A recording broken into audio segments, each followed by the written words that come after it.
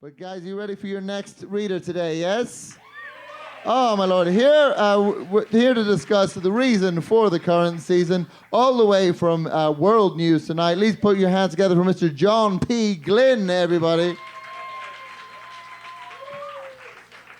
Thank you. Thank you very much. Good afternoon, ladies and gentlemen. My name is Jacob O'Shaughnessy.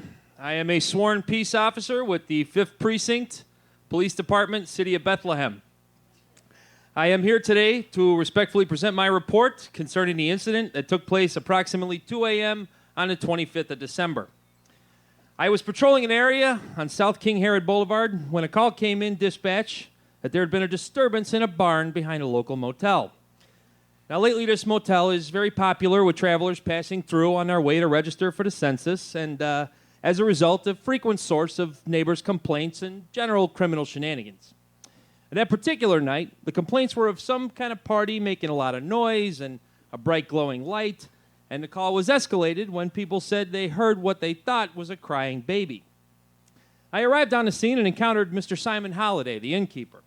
He was working the front desk, and I informed Mr. Holliday about the complaints regarding his establishment. He let me know that indeed he had let some guests lodge back in the barn, and I inquired as to why he didn't just rent them a regular room. And he explained that approximately 3 hours before, a young couple, one Joseph Carpenter and his fiancée, Mary Levi, came in and asked about a vacancy. Now, before Mr. Holliday had a chance to check his registry, this Joseph seemed eager to point out that although, yes, his fiancée was clearly very pregnant, that she was still a virgin.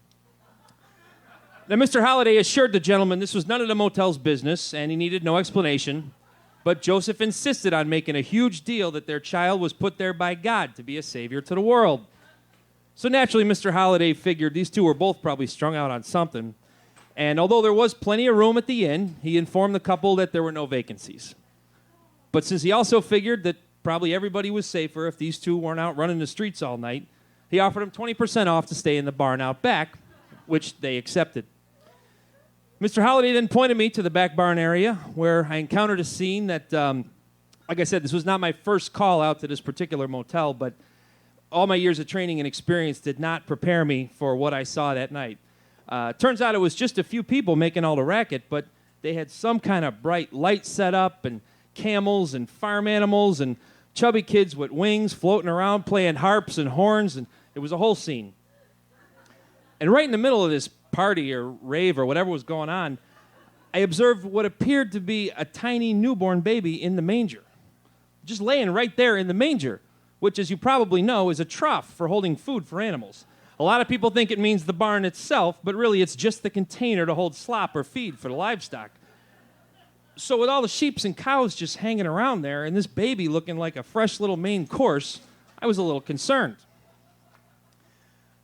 I was about to call for backup when I was approached by 3 men who appeared to be in a severe state of adoration.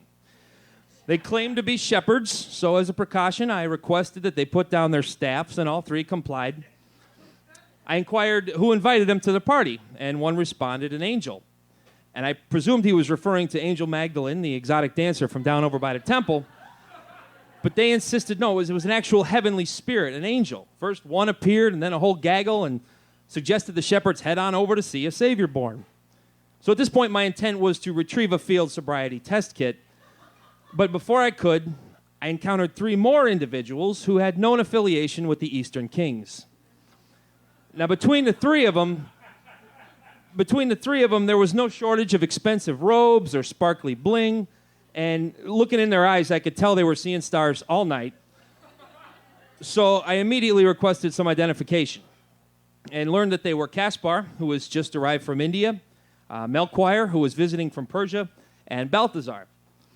I checked the scrolls, and all 3 came back with no open warrants. But Balthazar, who, I should mention, is of the African-Arabian persuasion, seemed to be kind of nervous. A subsequent pat-down of this individual turned up 4 ounces of frankincense, some myrrh paraphernalia, and a significant quantity of gold for which he could produce no receipt. Now, when I pressed Balthazar about the contraband items, he insisted they were a birthday present for the baby. A cover story like that made it obvious these three were not especially wise men, but they stuck to it. So I instructed them to stay put for a few minutes. It was at this time I approached the young couple, Joseph and Mary. And by that time, I was prepared for anything, and just as the innkeeper said, Joseph came right out and launched into some elaborate story about how his fiancée is a virgin and the baby was the son of God, here to sent to teach peace and love and save humanity. I finally said, whoa, I'm here on a noise complaint, okay? And now that I was there, I felt compelled to check on the health and welfare of this little baby. The first thing I said, you got to get him out of the manger. I mean, farm animals eat out of there. And he responded, I thought the manger meant the barn. He said, a lot of people do, but no, it's just the food container. And his fiancée, Mary, handed me the baby, who seemed to be in good health. At first, I thought he looked a bit jaundiced, but it was, I think, the reflection from the glowing halo around which I guess all babies have the first few days. I did advise Mary that they might want to loosen the swaddling cloth a bit, since excessive swaddling has been linked to developmental hip dysplasia. Joseph said his fiancée thought it helped calm the baby, but I told him that was a pretty bold assumption of Mary. Contrary to my initial survey of the scene, there did not appear to be any significant illegal activities taking place this night, nothing that would merit a criminal charge anyway.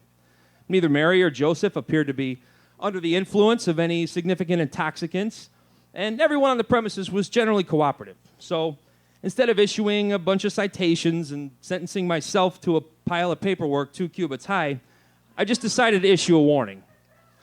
I'm part Roman, so in the spirit of the Saturnalia holiday season, I said, let's everybody sleep it off and be on their way in the morning, and soon after, I left the motel.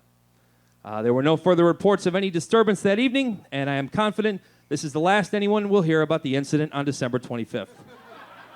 Respectfully submitted, Officer Jacob O'Shaughnessy, Police Department, City of Bethlehem. Thank you.